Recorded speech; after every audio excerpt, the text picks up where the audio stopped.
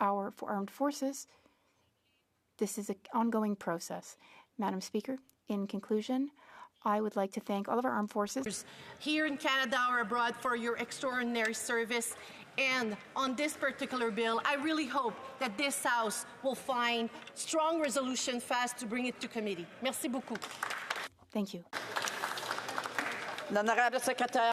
The Honourable Parliamentary Secretary will have 5 minutes remaining for questions and answers after debate the next time this bill is being debated. Député, the honourable member for Ottawa Centre. Thank you, Speaker. I am thrilled to recognize the Centretown Citizens Ottawa Corporation, also known as CCOC, as they celebrate a phenomenal milestone, 50 years of transforming lives and building communities. CCOC owns and manages over 50 properties that provide nearly 1,600 affordable homes, primarily in the heart of Ottawa Centre. Their mission is to foster diverse, inclusive, and sustainable communities for individuals of low and modest income. It has been an honor, Speaker, for me to work with them on many projects like the Beaver Barracks community. This summer, we announced a $12 million investment with CCOC that will help them retrofit and repair 1,200 homes. That's 75% of their total housing stock. This isn't just about an investment in bricks and mortar. It's an investment in people, in community pride, and the future of our city. I congratulate them for all their hard work in building our community for everyone. Thank you. The honourable member for Yellowhead. This summer, the people of Jasper faced a devastating tragedy as wildfires tore through their community, destroying homes and threatening lives. But in the face of this disaster, we witnessed the extraordinary strength of the people of Jasper. We saw an incredible response from nearby communities coming together to support evacuees and relief efforts. Volunteers and first responders risking their own lives showed remarkable courage to protect what they could and support those in need. We owe a deep debt of gratitude to all who risked their lives, especially Morgan Kitchen, a young firefighter who made the ultimate sacrifice just weeks after his 24th birthday. The bravery of all who faced the flames will never be forgotten. The road to recovery is long, but the spirit of Jasper is stronger. Together, we will rebuild, and together, we will heal. The honourable member for Fredericton. Yesterday, on September 18th, the Canadian Medical Association apologized for its role and the role of the medical profession in the past and ongoing harms to First Nations, Inuit, and Métis peoples in the health system. This apology was delivered at a public ceremony in Victoria, BC, on the traditional unceded territory of the Songhees and Cousapsum nations. In preparation for this apology, the CMA underwent a multi-year process to review its archives, social media accounts, parliamentary debates, and committee records. An ethics review on these records was completed that outlined the ethical and professional commitments and responsibilities of the medical profession. The CMA acknowledges that harm to First Nations, Inuit, and Métis peoples continues. They have developed a reconciliation action plan that outlines how they will advance reconciliation, promote Indigenous health, follow through on their pledge to act against anti-Indigenous racism in healthcare, and support the medical profession in making the system a safer place for First Nations, Inuit, and Métis patients and providers. I invite you to visit the CMA website to learn more about the CMA's reconciliation action plan and to do your part to invoke Joyce's principle to ensure equitable access to health care for all. Hear, hear. The honourable member for Drummond.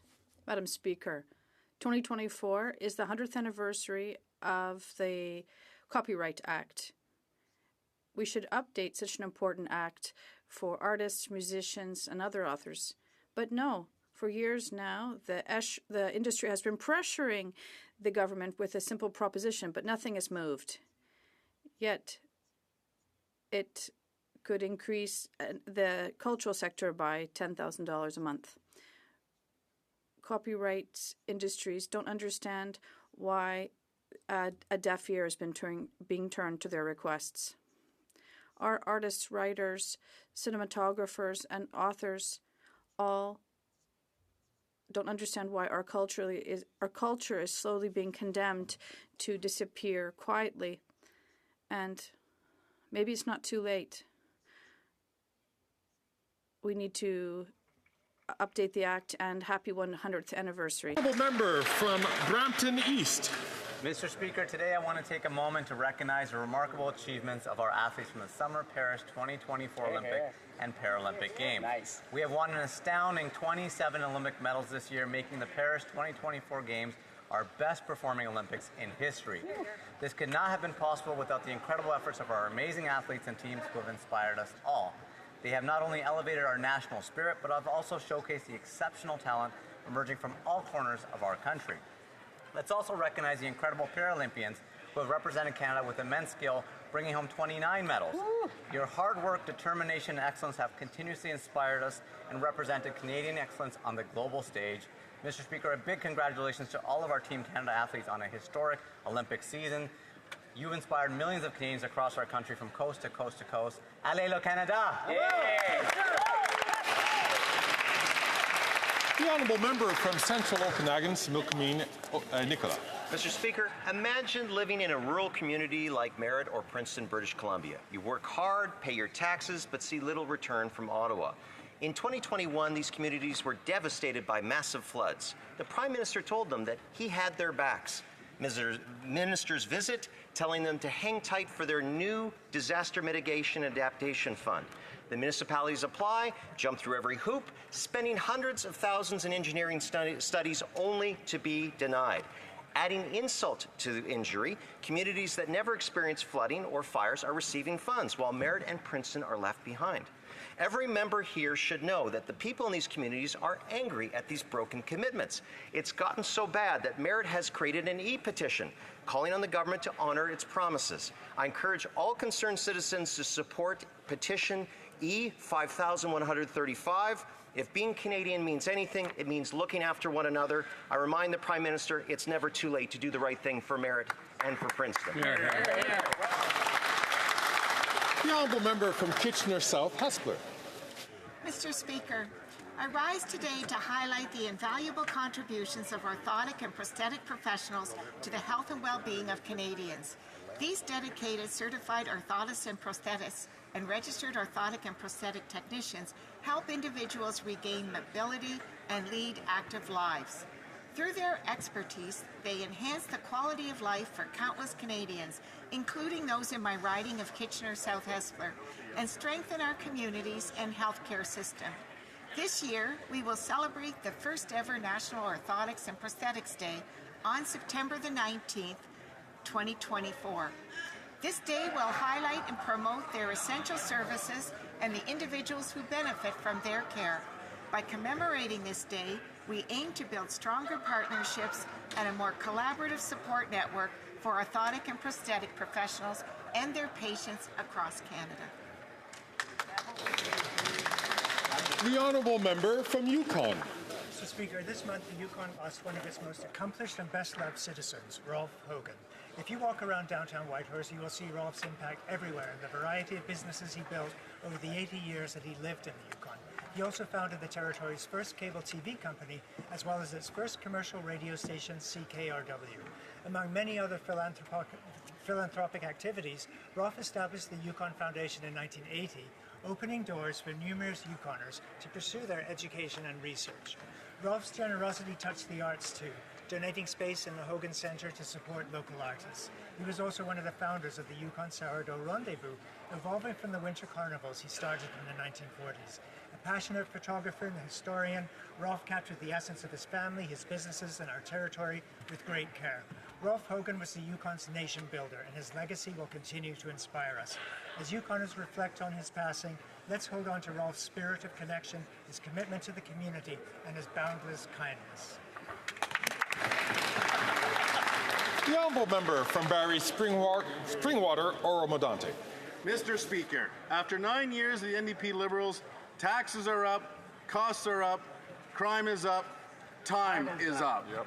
Due to this Liberal government's elimination of mandatory prison time for countless violent offences, criminals are given free rein to terrorize our communities. The results of this Liberal government's soft on crime policies are clear. Canadians don't even feel safe walking down their streets or taking transit. A new study by the Macdonald-Laurier Institute shows that sexual assaults and robberies such as muggings and carjackings are up in practically every major city in Canada.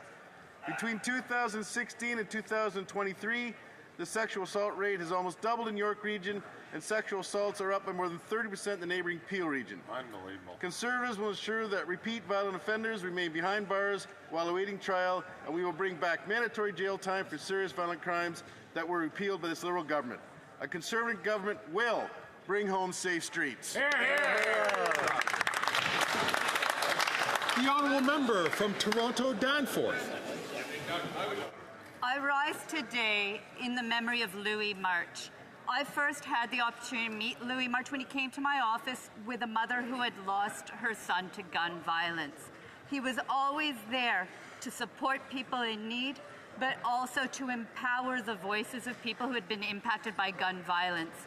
He was a truly committed advocate and someone who could be counted on to be at every event and to always support the needs of the communities who were trying to fight gun violence in our city. And he was effective. So I would like to take this moment to recognize all of the great work that was done by Louis March. May his memory be a blessing, and may we all stand and recommit to ending gun violence in our communities. The honourable member from Cypress Hills Grasslands. After 9 years of this NDP Liberal government, taxes are up, costs are up, crime's up, and time's up. The Prime Minister wants to quadruple the carbon tax, but to appease his new unelected finance minister, Mark Carbon Tax Carney, he is implementing a second carbon tax that will cost Canadians another $9 billion on top of the already $25 billion that the carbon tax is costing. Costs are also up due to the carbon tax addiction and government corruption. Carbon Tax Carney stands to benefit moments after his new appointment from the latest government announcement, a $10 billion handout to his firm Brookfield that will further line his pockets with taxpayer money. And it doesn't stop there. Carbon Tax Carney is part of Telesat, which just got over $2 billion to build broadband access that the private sector could have done for half the cost. But thankfully, Mr. Speaker, time is up. With Liberal scandals passing each day, Canadians are beyond tired and frustrated with this corrupt Prime Minister. Canadians are ready to change the NDP Liberal government with one that will axe the tax, build the homes, fix the budget, and stop the crime. The honourable member from Stormont Douglas, South Glengarry. After 9 years of the NDP Liberals, taxes up, costs up, crime's up, and time's up. And that could not be more true than for the leader of the NDP. His video a couple weeks ago saying that he ripped up his coalition agreement and then saying that Canadians are fed up with his Prime Minister, it all proved to be nothing more than a stunt. Because minutes ago, the NDP said they will vote to continue to have confidence in this Prime Minister next week when the question is called here on the floor of the House of Commons. He said and refused 49 times to say how he'd vote, and now we know why. That the coalition between the Liberals and the NDP is alive and well. Canadians have been sold out by the NDP. And what it should be simple. We should call a carbon tax election for Canadians to have their say, because they do not want to see the carbon tax quadrupled to 61 cents a litre. The NDP have sold out Canadians. In the next election, they're going to boot many of their MPs back out of this House of Commons. The honourable member from Chateau l'Honorable. Honourable member for Chateauguay-Lacolle. Thank you, Mr. Speaker. It's so motivating to be back in the House and to be able to continue our work for the wonderful citizens of Chateauguay-Lacolle and soon Chateauguay des Jardins de Naperville. We were able to deliver programs to make our life more affordable for fellow Canadians. And over the summer, I saw firsthand in my riding how our action plan is delivering results and making life easier for hundreds of households. In particular, I had the opportunity to visit the Solid organization, the largest landowner in Chateauguay. This organization buys and renovates apartment buildings and rents them out at affordable prices. This model can and should be replicated across Canada. Solid has just received over $3 million from the Affordable Housing Fund to renovate and maintain its buildings. I would like to congratulate the entire Solid team for their excellent work. Thank you very much, Mr. Speaker.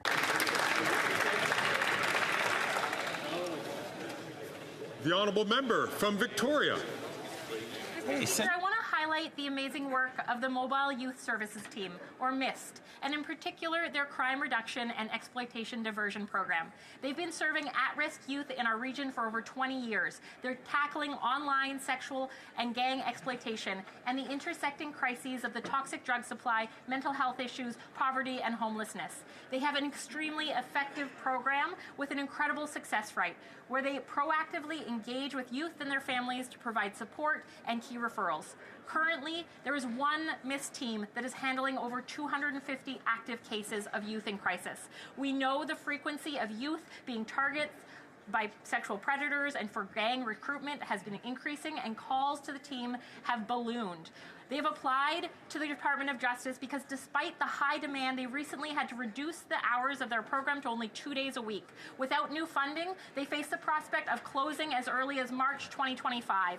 MIST teams have an incredible impact, and this model could be replicated across the country. The loss of this program would be devastating given the need in our community. Sorry to interrupt the honourable member. It's very important for all members, please, to try to respect the 60 seconds. The chair does give some leeway on that, but not a significant leeway. Then I have the honourable member for Beauport Limoilou. Mr. Speaker, good things come in threes, they say. And this is true because the Quebec Capitale baseball team has just won the Frontier League Championship for the third year in a row. And what a game it was for fans on Saturday. During an astonishing play, the Quebec Capitals, who were down 4 runs in the bottom of the 9th inning against the Washington Wild Things, thanks to Anthony Quinn, hit a 3-point home run.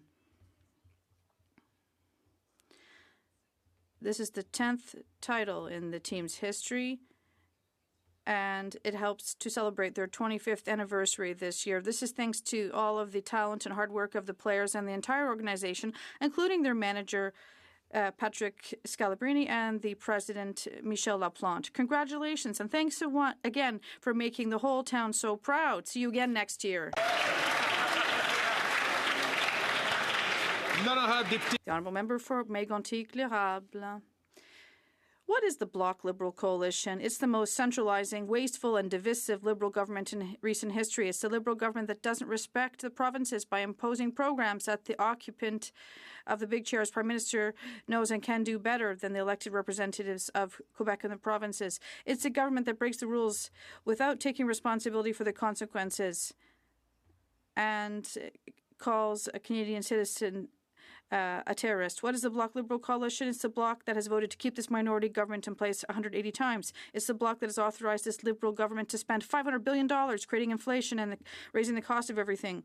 It's the bloc that supports the Liberal government's radical plan to hike gas taxes, ban hunting weapons, and allow house arrest for violent criminals. It's the bloc that will profess its faith in this Liberal government again next week, proclaiming its confidence in this Prime Minister going against the interest of Quebecers. The Bloc is the worst negotiator Quebec has ever known. That's what the Bloc Liberal Coalition is. the honourable member from Windsor-Tecumseh. Mr. Speaker, today I had the honour of hosting the second Young Polonia Leadership Summit on Parliament Hill. We brought together 35 young leaders from across Canada to talk about issues important to Polish Canadians, including getting more young people engaged in politics. Over 1 million Polish Canadians contribute to building vibrant and generous communities across Canada. And now we see a new generation of Polonia taking the mantle to lead the Polish diaspora in this new century. Young people who say, yes, we can, and who have the courage and the power to build a better Canada and a better world. I want to thank the Canadian Polish Congress, the Polish Canadian Business and Professional Association of Windsor, and the Embassy of Poland for working together to organize this summit and to empower Canada's young eagles. Thank you. Good job.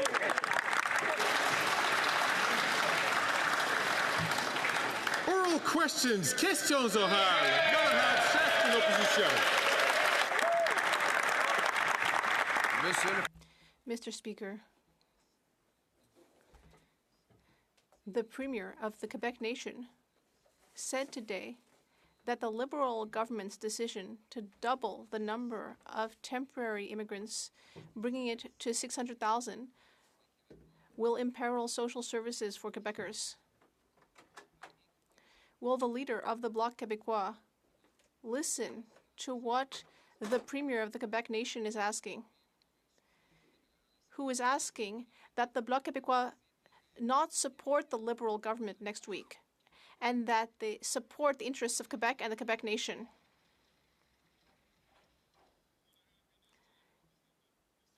The Honourable Minister of Public Services and Procurement. Thank you, Mr. Speaker. I would just like to say that, like you, I used to be a page in the House of Commons, and I'd like to thank and welcome the new cohort of pages. We know that their responsibilities and services are extremely important. Thank you for being here with us. Now, it's laughable what the leader of the opposition is saying.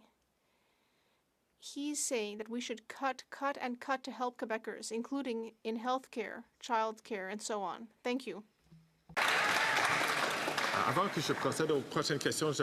Before moving on to the next question, I'd like to remind all members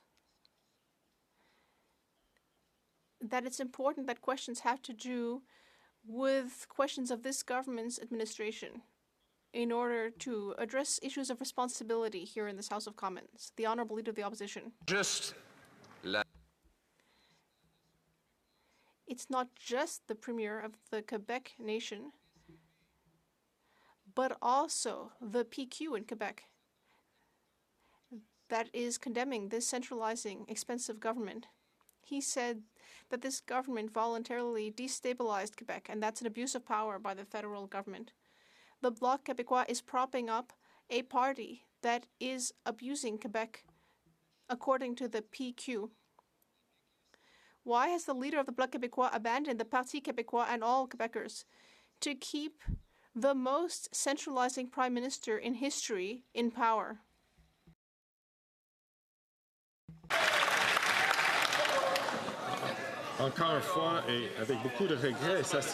Once again, and with great regret, this is a matter that has nothing to do with the federal government.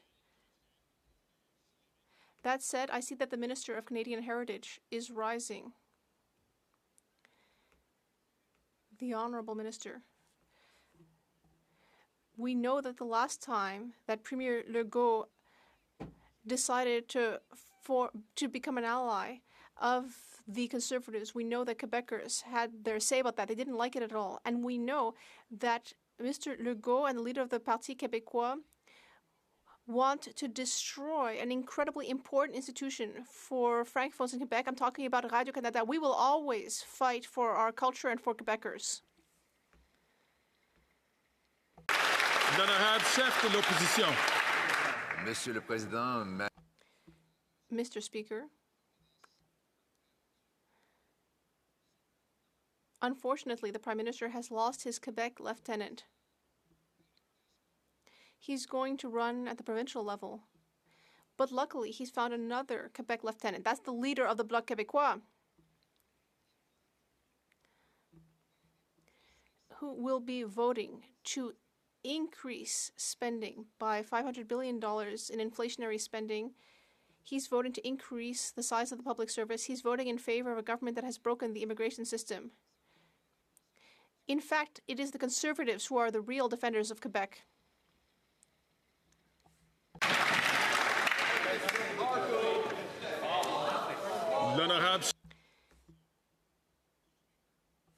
We all knew that the NDP leader had sold out the people and signed on to a costly coalition with this carbon tax prime minister to tax people's food, punish their work, double their housing costs, and unleash crime in their communities.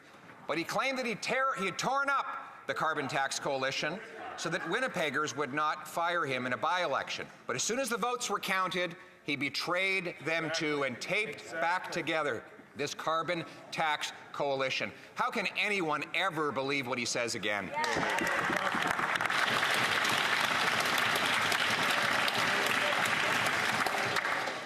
Chair is in a very uncomfortable situation here. The Honourable Leader of the Opposition. The NDP leader was terrified he was going to lose a by-election in Winnipeg, a NDP stronghold. So he put out a Hollywood production where he claimed he had torn up the carbon tax coalition onto which he had signed up, that he was going to stop fighting for his pension and start fighting for the people. But once the votes were counted, he betrayed them again. He is a fake, a phony, and a fraud. How can anyone ever believe what this sellout NDP leader says in the future?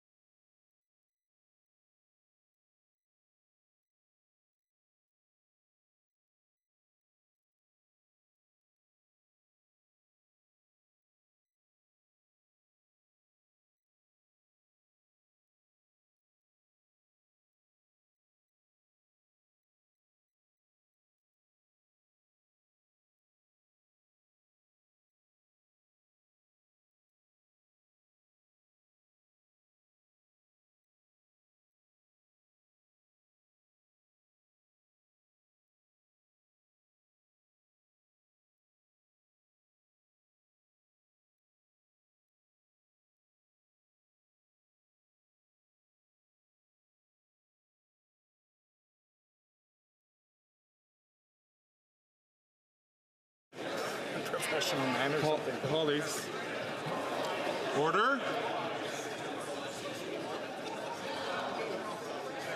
Colleagues, there are some long-standing traditions of this House which we should endeavour to respect. It is important that we ask questions in question period to make government accountable to the people of Canada.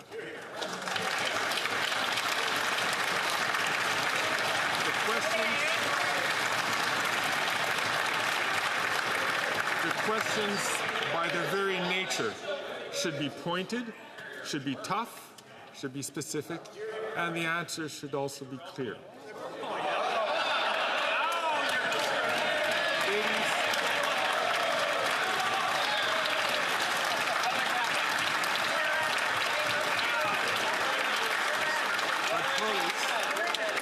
But colleagues, for this to work, we also have to make sure that we work within the rules that we have. There were some important questions which were asked, but were not related to the administration of the government. And therefore, there weren't responses to that. And it is important to make sure that we do that. We have so many other tools available to us as members to make the comments that we need to make outside of question period, to comment about how we want to do. Now, while the microphone was off, there were, I would suspect, although the chair didn't hear that, there might have been some strong words which were exchanged between members. I ask members to please remember that Canadians are looking at us. And let us conduct ourselves in a way really befitting of each of our constituencies and the country as a whole. So, avec cela, on va... So with that in mind, let's move on to the next question. The honourable member for La Prairie. Merci aux citoyens. I'd like to thank the people of La Salle et Mar Verdun for having placed their trust in the Bloc Québécois. Let's be honest, the Bloc Québécois hasn't been in such a good position for more than 15 years. If our priority was our own party, we'd already be in an election campaign. But our priority is the well-being of Quebecers, and Quebecers are worried about seniors' living conditions. That is why we're asking the Liberals to stop discriminating financially against people between 65 and 74. Will they finally raise old age security by 10% for this age category? Leader du gouvernement à la Chambre des communes. Merci, Monsieur le The Honourable Government House Leader. I'd like to thank my colleague in the Bloc Québécois for asking a real question in this House. It is very important that we pose questions that have to do with this government's work. This government is here to work for Canadians. And we are here to demonstrate every day what we are doing for Canadians. I would like all members in this House to bear that in mind. The Honourable Member for La Prairie. The Liberals need to understand something very simple. There are two possibilities, and they both have a price. Either they raise OAS by 10% for 65 to 74-year-olds, or they will pay the price at the ballot box. Liberals will have to choose, and the other parties as well. If you think that old age security is not important, well, try saying it to their face. The Liberals will pay the price one way or another. Are they going to raise OAS by 10%? Yes or no? L'honorable ministre du Travail et des Aînés. The Honourable Minister of Labour and Seniors. Mr. Speaker, I'd like to welcome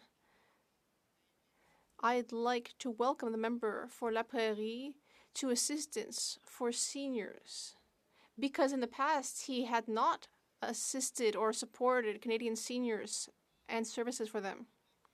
In fact, he voted against lowering the age of retirement to 65, and he voted against increasing the guaranteed income supplement for the poorest Quebecers. And when we implemented a dental plan, what did the member for La Prairie do? He voted against it. South. The Canadian Medical Association is deeply concerned about privatization. Thanks to years of cuts, Canadians are worried that there's a...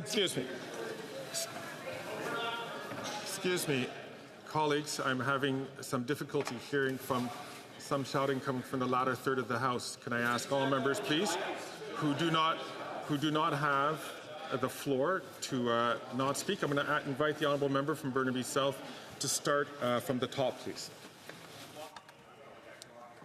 The Canadian Medical Association is worried about privatization in our healthcare system. They're worried about the real impacts of a dangerous shortage of frontline healthcare workers, family medicine, family healthcare workers. They're worried about specialist shortages, nurse shortages. The Conservatives want to make people pay to receive healthcare, and the Liberals are too weak to stop them. Why the Liberals letting Conservatives force people to pay out of pocket to receive healthcare?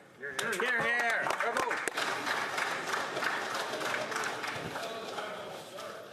Again, I'm just going to ask members, please, not to take the floor unless they are recognized by the Speaker to do so.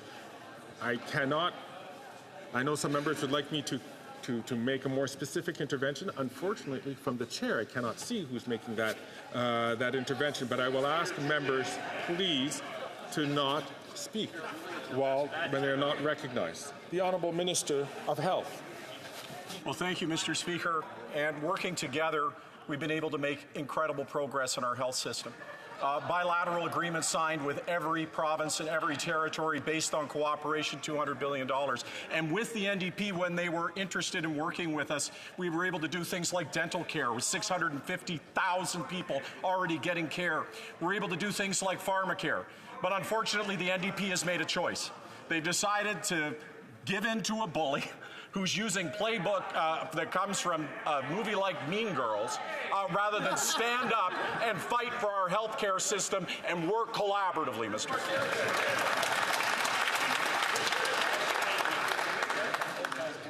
L'honorable député.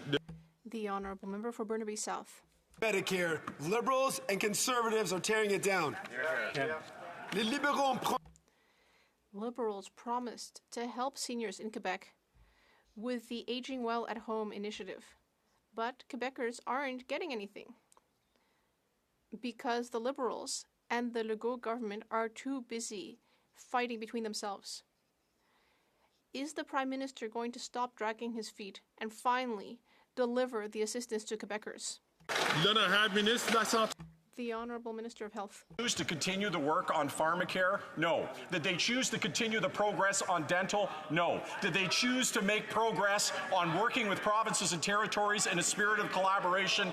No. Instead, they yielded to a bully. They abdicated the field. They got afraid. They walked away. Well, we're not afraid, Mr. Speaker. We're going to stand up and we're going to fight for public health care in this country. We're going to get it done. We're going to deliver dental care. We're going to deliver diabetes medication. We're going to make sure that every woman has access to contraceptives, and nothing is going to stop us.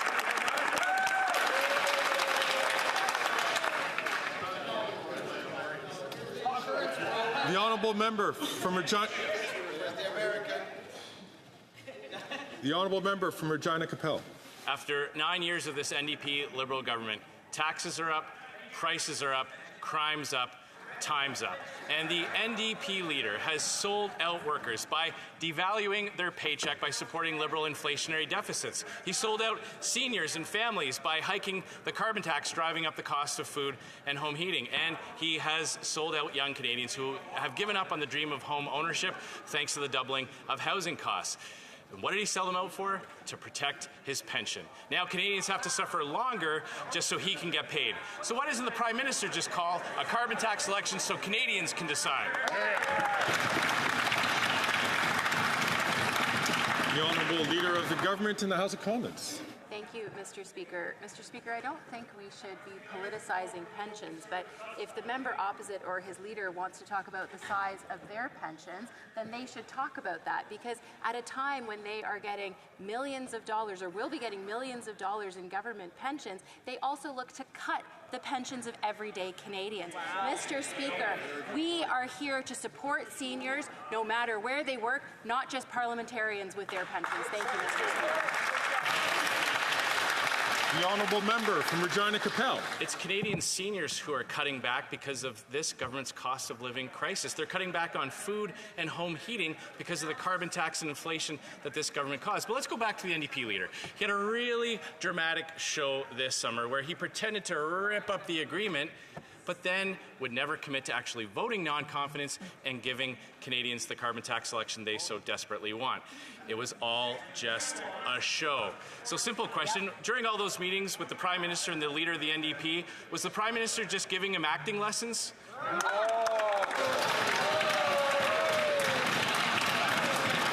The Honourable Minister of Labour and for Seniors. Mr. Speaker, it's very interesting to hear my friend from Regina Capel, who was around in those days. In fact, he was sitting right where you're sitting, Mr. Speaker, when Prime Minister Harper went to Davos. Yes, Davos. For a reminder for some of you in the back, that's the World Economic Forum. And he went there to do what? To tell Canadian seniors that their retirement age was moving to 67 from 65. How dare the member from Regina Capel stand in this House and talk to us about pensions, Mr. Speaker?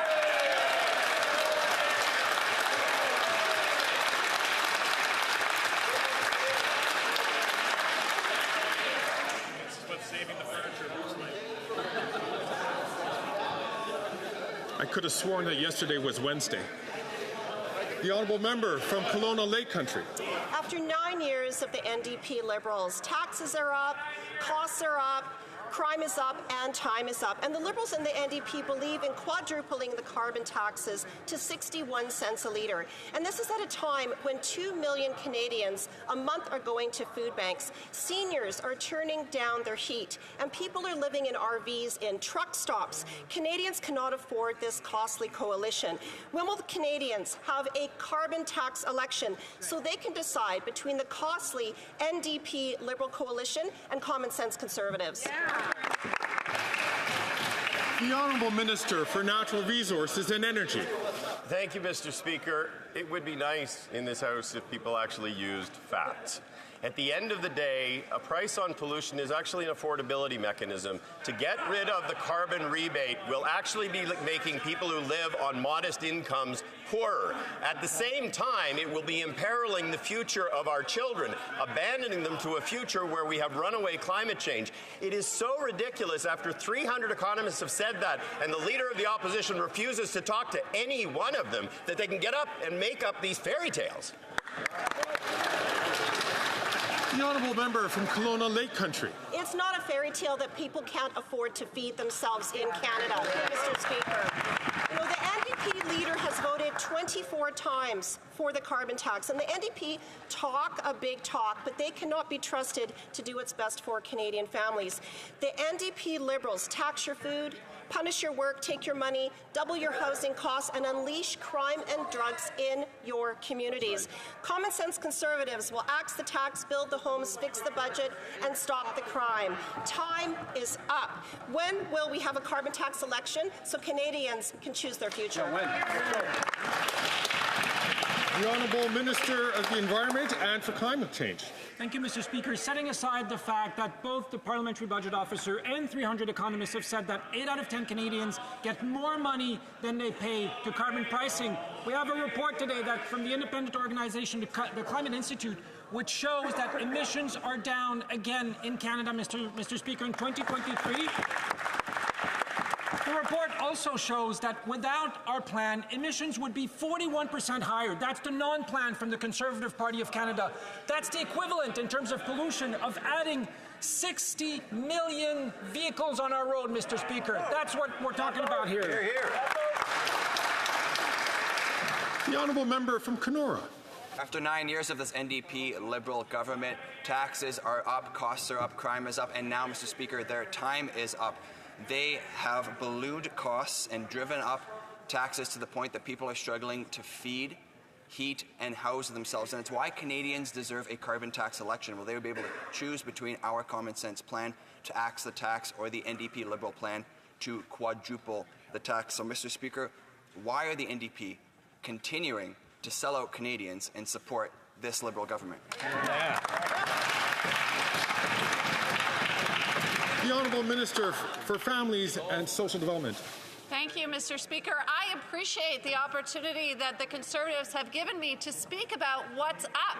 Do you know what's up, Mr. Speaker? The number of childcare spaces available for families across this country. Also, Mr. Speaker, women's participation in the workforce is at an all-time high. Investments in the early childhood educator workforce, we've also seen that wages have gone up for this workforce, Mr. Speaker. And one more thing, the Canada Child Benefit was raised in the summer, going up. The Honourable Member for Kenora. Mr. Speaker, that is cold comfort to the people struggling to fill their gas tanks, put food on the table, and afford simple, basic necessities. But we know the NDP will only pretend to stand up for Canadians if they can be assured that they have the backing of the bloc to keep this tired and corrupt government in power. 24 times, in fact, the NDP voted in favour of the carbon tax while Canadians are struggling just to get by. So once again, this is why we need a carbon tax election, so that Canadians can choose between our plan or the NDP Liberal plan. Why are they so afraid to give Canadians a choice at the ballot box? Yeah. Some voices are more distinct than others. The Honourable Member knows who I'm talking about. So I just remind all members to keep their voices unless they're recognized. And question, there we go. The Honourable Member for Shefford. Let's remember that seniors are listening. They've had enough of these evasive answers. It's time to make a decision. All year, I've been going to meet seniors throughout Quebec. They all agree that Liberals should increase old age security for people between 65 and 74, just as they did for people 75 and over. This is urgent. We cannot create two classes of seniors. Will the Liberals finally put an end to this system and increase OIS by 10% from 65 years of age. The Honourable Minister of Labour and Seniors. Mr. Speaker, I know that the Bloc Québécois don't like to hear this, but votes and other actions have consequences. The Bloc Québécois voted against the dental care program, the National Dental Care Program, which now exists in my colleague's riding, her own riding. I went there with my colleague recently, and I met one of my colleague's constituents out of the 14,000 constituents who now receive dental care in her riding.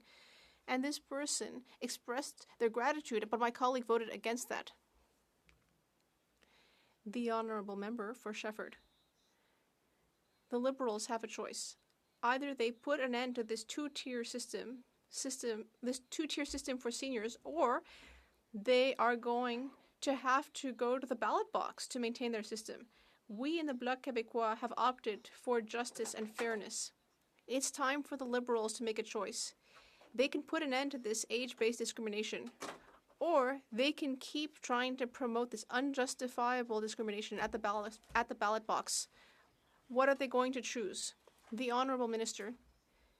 Mr. Speaker, once again, my colleague is raising the specter of an election instead of taking concrete action like voting for assistance to Canadian seniors. She has not tried to help Quebec seniors ever since she's been here. She's voted against an increase in the guaranteed income supplement. She voted against the dental care plan that is helping 14,000 people in her own riding. She claims to speak on behalf of seniors, but it is the Liberal government that is actually taking action to help our seniors. Once again, some voices are very loud and distinctive. I know the member knows who I'm talking about. I would invite members not to speak unless they receive the floor. The Honourable Member for Jonquière. Not only are the Liberals discriminating against seniors, but they are also making cuts to organizations that are trying to support seniors. For example, they've been making cuts to the Aging Well at Home initiative because they don't want to sign an agreement with Quebec. Once again, a cynical attempt to interfere with Quebec's jurisdiction, and seniors are suffering for it. In fact, Quebec's intergovernmental affairs minister said that it's disgusting. That's what the minister said, not me. That is disgusting. When will the Liberals make an agreement with Quebec and stop taking seniors hostage? The Honourable Minister, we have a very important pilot project to help seniors age at home. And there are some excellent projects, like at the Chambly community organization, which has a program to broaden the scope of services with more and more volunteers to help seniors who are in a vulnerable position or living in a rural milieu. The government of Quebec is blocking that. My colleague should address his question to the government of Quebec that is blocking the money. Member from Regina Leuven. After 9 years of this costly coalition, taxes are up, costs are up, crime is up, time is up. The NDP Liberal government's reckless policies have forced 2 million people to food banks. Their destructive carbon tax has made it almost impossible for our farmers to make affordable food to put on the tables of Canadians. Canadians want and deserve a carbon tax election. They can decide between the costly coalition or a common sense conservative government that will axe the tax, build the home, fix the budget, and stop the crime. The question is, when will this lame duck Prime Minister call carbon tax elections so Canadians can have their say? To remind members to be careful about making comments about specific members of Parliament. The Honourable Minister of Justice and Attorney General. Let's review the facts for a moment about the carbon price. The carbon price reduces pollution and puts money back into the pockets of Canadians. In fact, 8 out of 10 families receive more money back than they pay with an increasing price on pollution. It is the single best market mechanism known to reduce carbon footprints. We used to have a lot of parties in this chamber supporting that price. Unfortunately, we've seen a flip in terms of position by virtue of the leader of the NDP's position. What that does is it signals voter cynicism, but it also signals to progressives, including in my riding of Parkdale High Park, that if you want a party that's going to fight against climate change, your only choice is the Liberal Party of Canada. The honourable member from Regina Leuven. When a single mother is deciding to put milk in the fridge or gas in the car for their children, that answer is going to give them no comfort this winter, Mr. Speaker. The NDP has sold out Canadians. For what, Mr. Speaker? It's time to know the truth. Will the NDP stand with Canadians and make sure that there is a carbon tax election that they want? Or is it true, Mr. Speaker, does the leader of the NDP care more about his pension than what Canadians want?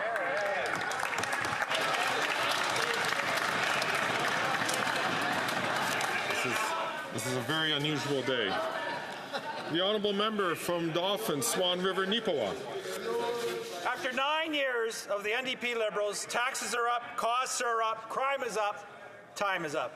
But instead of fighting for Canadians, the NDP leader sold out workers by voting to increase the carbon tax to 61 cents a litre.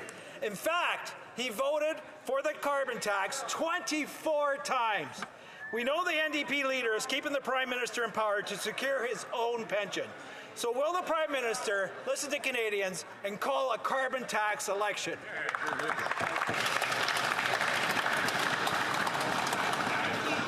I'm trying to provide members with as much leeway as possible, knowing that some questions come around and end up being relevant to the administration of government. If I could ask members, please, this is an important time for us to seek accountability from the government. It's important to then to ask questions which are germane to the administration of the government, as opposed to questions which are better directed in a private conversation or in a public declaration, but not a question period here because it doesn't relevant to the administration of government. The honourable member from Vancouver, Kingsway. Mr. Speaker, the Liberals just appointed Mark Carney, a millionaire investment banker from Goldman Sachs, to dictate their economic agenda. The Conservatives have lobbyists from Loblaws and Walmart sitting on their front bench and setting policy. New Democrats are listening to working Canadians who are experiencing real economic struggles on the ground. Canadians deserve a government that understands their needs and works for them. Why do the Liberals and Conservatives keep putting the interests of elites ahead of hardworking Canadians? The Honourable Minister for the Environment and Climate Change. Thank you, Mr. Speaker. I would like to quote the member from Edmonton Strathcona in June of 2023. And I quote, when economists, journalists and members of parliament have made it very clear that the carbon tax is not what is responsible for the cost of food increasing so much. I could also quote, Mr. Speaker, the member from Victoria who, and I quote, the PBO has put out a number of reports that confirms that 80% of Canadians get more money back than they pay. That was in March of 2024. And in September of 2022, the member of Victoria also said the carbon tax is a crucial part of any climate plan. Thank you, Mr. Speaker. The honourable member from Port Moody, Coquitlam. Indigenous peoples across the country face a horrific housing crisis, brought on by constant government underfunding rooted in systemic discrimination. The Liberals are holding back 99.8% of the promised housing funding to Indigenous communities. It's shameful. And the Conservatives are no better. They voted over and over again against funding Indigenous housing. When will the Liberals end this discrimination and make sure Indigenous people have the homes they need? The Honourable Minister for For Indigenous Services. And this government has been investing in historic ways in closing the infrastructure gap for First Nations communities across the country. I don't know where the member is getting her information from, but it's incorrect, quite frankly, Mr. Speaker. We have spent all of our allotment every year on housing. In fact, we have accelerated our expenditures in housing, and we're working with First Nations on solutions that are long-lasting and respectful of their culture and identity.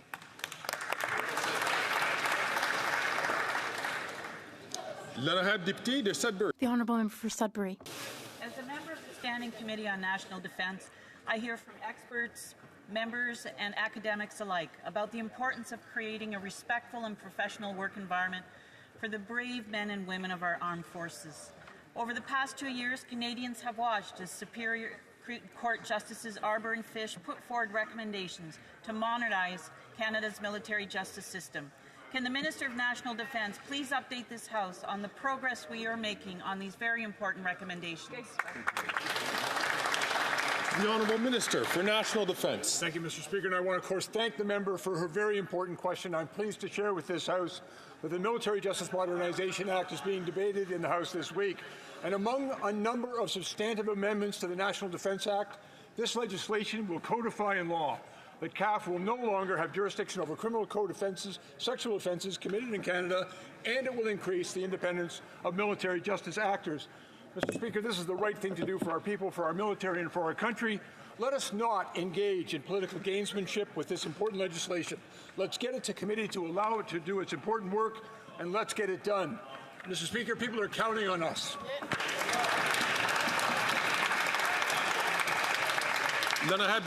The Honourable Member for Mégantic-l'Érable. Another tough day for the Liberal government. The Liberal Prime Minister is so bad for Quebec that his Quebec lieutenant has decided to jump ship in order to be able to defend Quebec better. The leader of the Bloc Québécois, though, wasted no time in applying to become the Prime Minister's new Quebec lieutenant. There was no need to negotiate for long, Mr. Speaker, because the position was open. Here's what we're wondering. Can the Prime Minister tell us when he plans to swear in his new Quebec lieutenant? And that would be, of course, the Bloc leader, the Honourable Minister of Public Services and Procurement. Thank you, Mr. Speaker. We absolutely cannot count on Conservatives to defend Quebec's interests or the interests of the government of Quebec because they want to cut all supports for daycare, public service, health transfers. Conservatives, including my Conservative colleague from Quebec, want to cut and slash everything. If they cut, and cut support for Quebecers, how is that good for Quebec? The Honourable Member for Mégantic-l'Érable. Cutting taxes on Quebecers, that's what we're going to cut, Mr. Speaker. Now, the Liberal Bloc has not achieved a thing for Quebec. Now the Bloc will support a federal government that's worse for Quebec than any other. A centralizing government that takes money out of Quebecers' pockets to expand its big federal machine. A government that imposes programs in Quebec's areas of jurisdiction and that has created the worst immigration chaos in history, bringing Quebec to a breaking point. A government that is imposing a job-killing forestry decree. Even the Premier of Quebec is imploring the Liberal Bloc to vote to defeat this bad government. Will the Liberal Bloc listen to Quebec? Or will they listen to the centralizing Liberal Prime Minister? The Honourable Minister of Public Services and Procurement. Thank you, Mr. Speaker. We will not harm the interests of Quebecers. In fact, the member for Mégantic-l'Érable should perhaps take care of members of his own riding. He should correct the lies of his party leader who said that there's no dental care program in his riding, but in his riding, there are 11,000 seniors who are signed up, and yet he says that there's no dental care program, that it doesn't exist.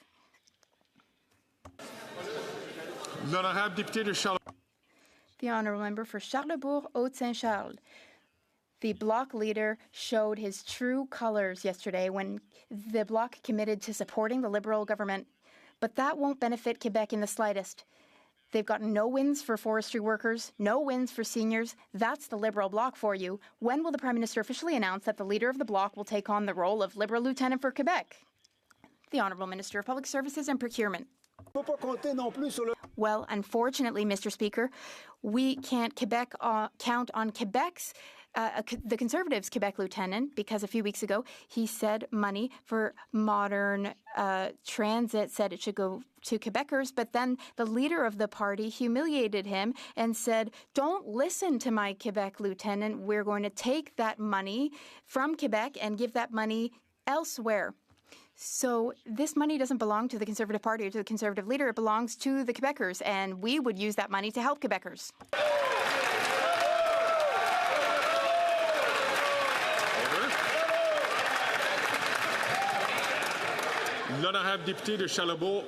The Honourable Member for Charlebourg-Haute-Saint-Charles.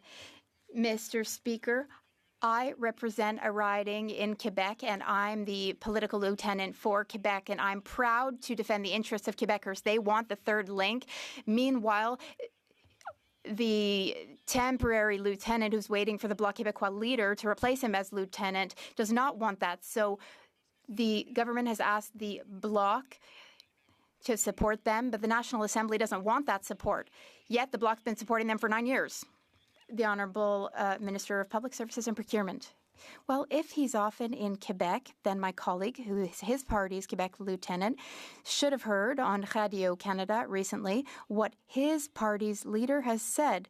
He said that the Canada Dental Care Plan does not exist. Meanwhile, in his own riding, there are 10,500 seniors who have benefited from the dental care plan.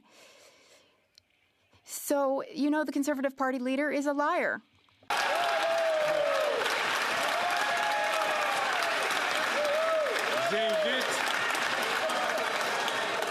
Ça, c'est une déclaration qui n'est pas.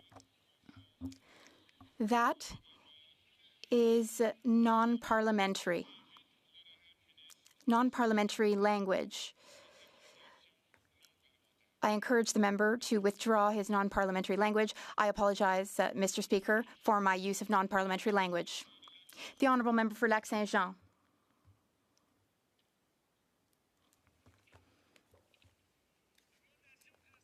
The drastic increase in temporary immigration that the Liberals have allowed is causing serious problems for provision of public services. Let's take a look at what's happening right now with asylum seekers. There are 4 provinces refusing to help Quebec by taking in their fair share of asylum seekers. 4 Conservative premiers, Mr. Speaker, New Brunswick, Nova Scotia, Saskatchewan, and Alberta. These are Conservative premiers who are forcing Quebecers to take in a disproportionate share of asylum seekers. It's funny, though, we've never heard the Conservative leader tell his gang of Conservative premiers to stop overburdening Quebecers.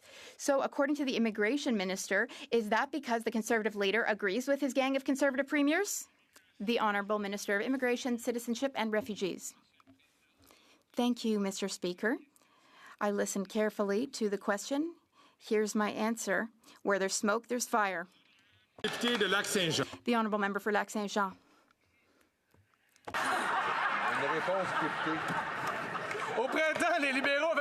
In the spring, the Liberals promised a plan for sharing asylum seekers among the provinces. Well, here we are. It's fall now, and there is no plan, Mr. Speaker. There is no plan. But despite all that, the Conservatives are trying to sabotage the plan before it even exists. Caught in the middle of all this are Quebecers, Mr. Speaker, Quebecers whose public services are overstretched. Asylum seekers can't meet their basic needs in a Quebec whose intake capacity has been exceeded.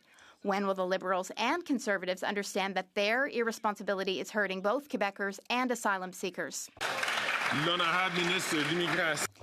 The Honourable Minister of Immigration, Citizenship and Refugees. Mr. Speaker, we all have responsibility. We all have a responsibility to show humanitarian compassion toward asylum seekers. Now, some provinces are playing politics at the expense of asylum seekers, but we will continue to work with provinces to ensure that all provinces do their fair share. Yes, Ontario and Quebec have taken on a disproportionate share, but we will make things fairer. The Honourable Member for Chicoutimi-Le-Fjord. Mr. Speaker, it was interesting to have the chance to talk to forestry workers yesterday in committee. They're very worried about their future.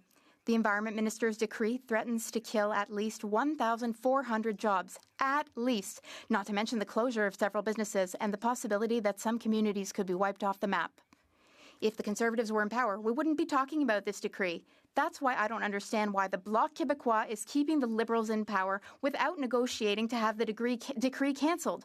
Why doesn't the Liberal Bloc understand that our regions need the forestry sector and need forestry workers? The Honourable Environment and Climate Change Minister.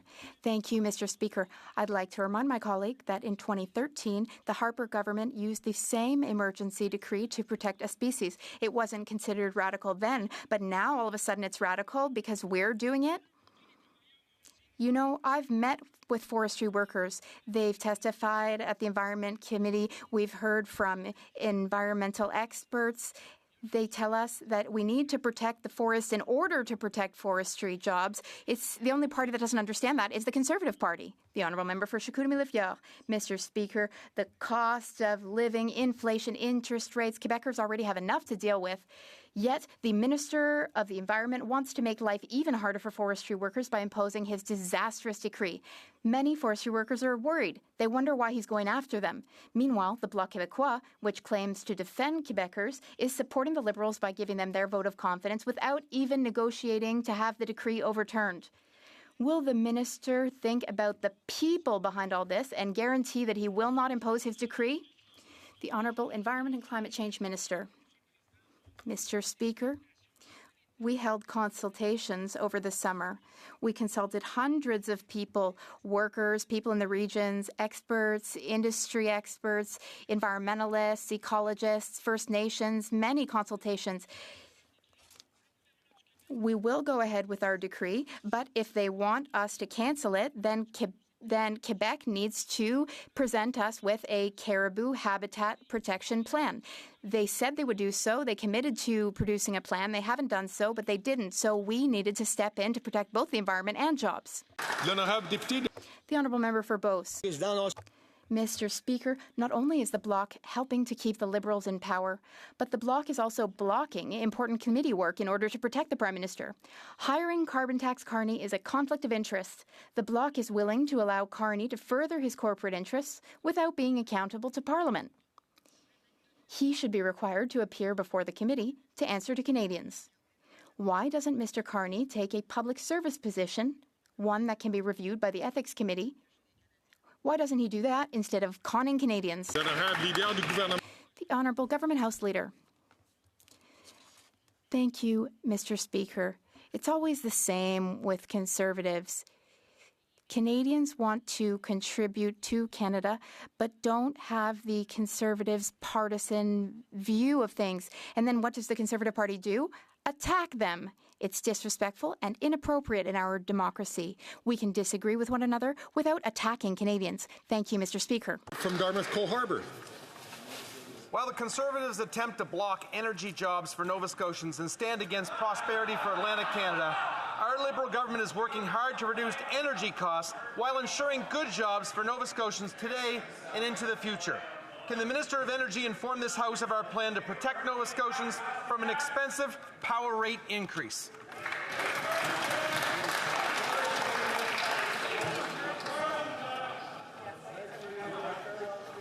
The Honourable Minister for Natural Resources and Energy.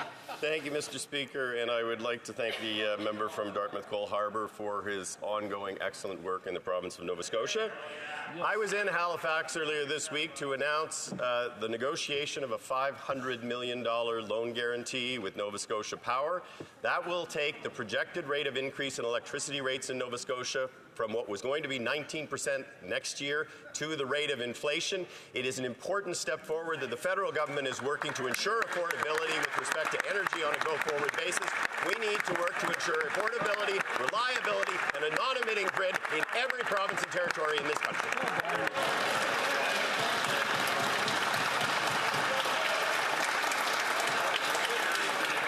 The Honourable Member from Kamloops, Thompson Carver. After 9 years, taxes are up, costs are up, crime is up, and time is up. Mr. Speaker, let's play some Jeopardy!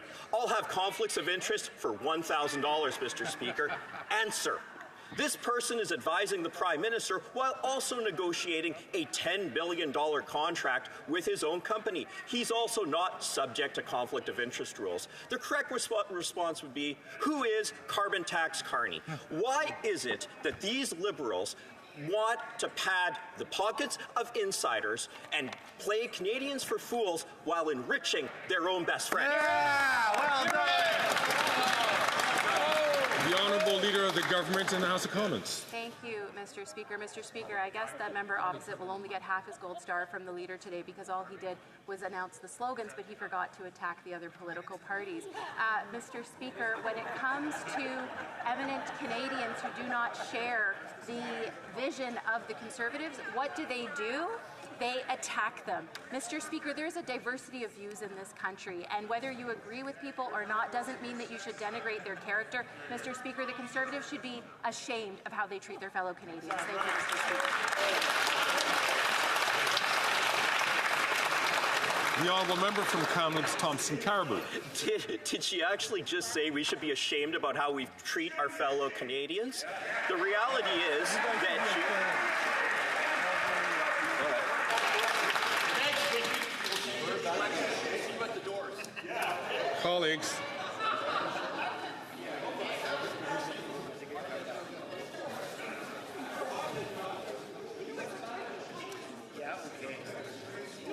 Colleagues, it's very, very important.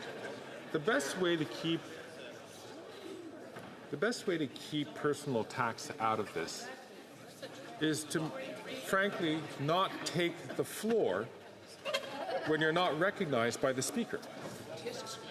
And then that way, we don't have unfortunate comments. And I'm certain that outside of this place, when you're downstairs in the room somewhere or talking to each other as real people, you would regret.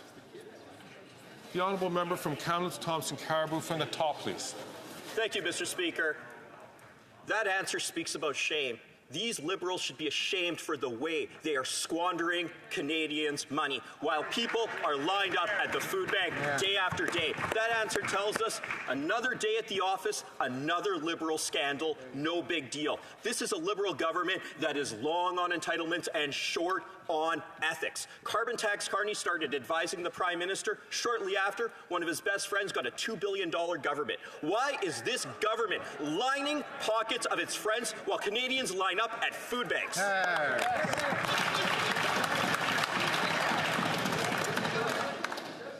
The Honourable Leader of the Government in the House of Commons. Mr. Speaker, if that member wants to talk about entitlements, he should talk to the leader of his party, who has a calculated $2 million pension, who lives in government housing, while at the same time looking to cut the pensions of Canadians, raise the age of retirement from 65 to 67, and cut the Canada Child Benefit and other benefits that help Canadians. Mr. Speaker, if he wants to talk to entitlements, he should look in the mirror first. Thank you.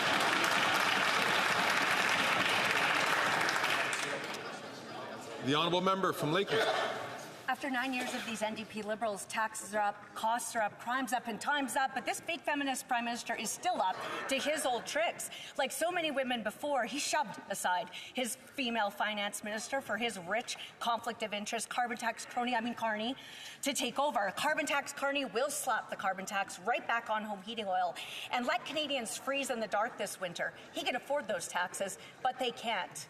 Why is the finance minister letting herself be humiliated like this? The Honourable Minister for Diversity, Inclusion and Youth. Mr. Speaker, we won't take any lessons from the party opposite when it comes to fighting for equality in this country. Mr. Speaker, they were against $10 a day childcare. These are the cuts that they want to make, Mr. Speaker. They want to ensure and they support backdoor legislation that actually would ban abortions and take away women's right to choose, Mr. Speaker. Or, Mr. Speaker, the fact that their leader uses misogynistic hashtags in their videos to attract men who hate women. Mr. Speaker, we won't take any lessons from them when it talks to ensuring that we support women in this country.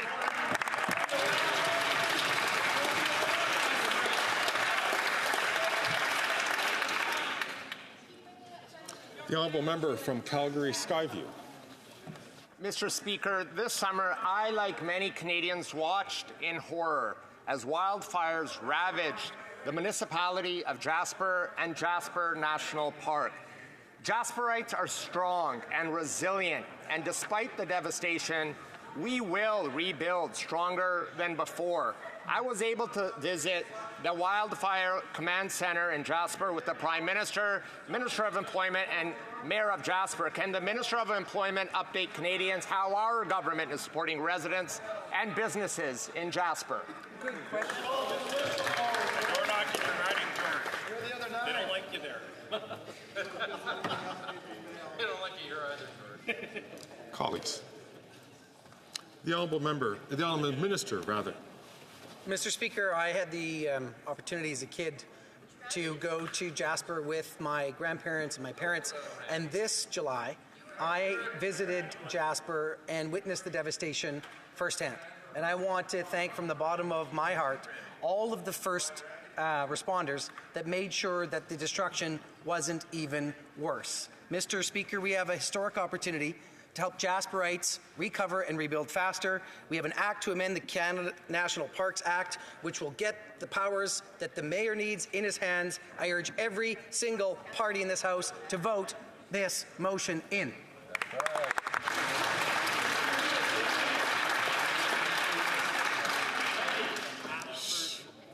The Honourable Member from Courtenay, Alberni. Mr. Speaker, communities across the country are in crisis. They don't have the resources they need to support people who are struggling with trauma, mental health, and substance use disorders. But the Liberals keep delaying support. Today, the Nuu-chah-nulth Nations declared a state of emergency. They're pleading for federal help. This comes after every single substance use and addictions program application that they applied for was denied. What more will it take for the Liberals to finally provide the mental health resources that these nations desperately need? Hear, hear. The Honourable Minister for Mental Health and Addictions.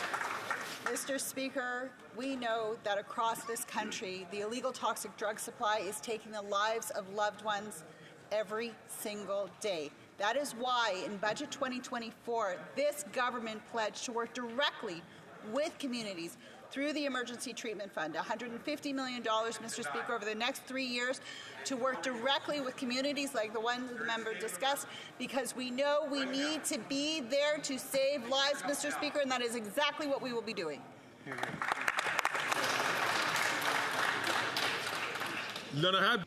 The Honourable Member for Richmond-Arthabasca. Mr. Speaker, I asked questions on October 23rd and February 8th about the problems that Canadians applying for greener home grants are experiencing. In my riding alone, there are 20 constituents still awaiting federal payment, even though they have already done the spending and the construction work has already been completed. This in Quebec is handled between 2 and 6 months, but in Canada, federally, if people are lucky, it can be handled in maybe 18 months. Can the minister tell us how and when this unacceptable situation will be fixed once and for all? The Honourable Natural Resources and Energy Minister. Thank you, Mr. Speaker. The Green Building Fund is very important. It's important because it will improve building efficiency, all while bringing down greenhouse gas emissions. Many Canadians have received government payments from the federal government. If constituents in his riding are experiencing issues, I'm very open to discussing that with my colleague. Perhaps together we can find a solution. All the time we have for question period today. I believe we have a point of order from the Honourable Member for New Westminster Burnaby. Merci beaucoup. Thank you very much, Mr. Speaker. When people throughout Canada watch a question period, when they listen to other affairs here in the House, they want to hear important questions. Questions of public interest today, Mr. Speaker. What did we see? Vitriol, insults against the leaders of the NDP and the Bloc Québécois and other members, and Mr. Speaker. And that is simply not allowed under our rules. Very clearly that disrespectful and offensive language is not permitted. And the member from Carleton had questions that were simply an expression of spewing personal insults and had nothing to do with public administration. I just want to make sure the honourable member gets to what the point of order is. So the honourable member for New Westminster Burnaby. Mr. Speaker, I would ask you that you review the tapes from question period today, and that after reviewing those tapes, you oblige the member from Carleton to rise in his place to withdraw and apologize for those offensive and disrespectful comments. We'll take that under advisement. It being 3:19, the House will now proceed to the taking of the deferred recorded division on the motion to concur in the 13th report of the Standing Committee on Human Resources, Skills and Social Development and the Status of Persons with Disabilities. Call in the members.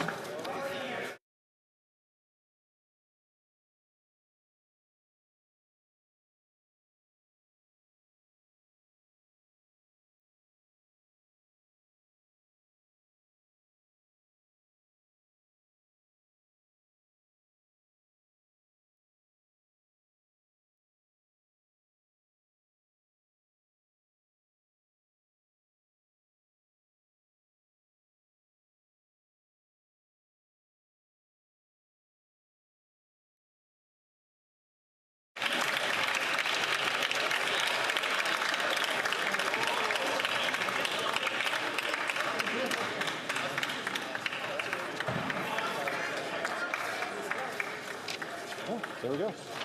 Not 15 minutes or girl, just one. Bon.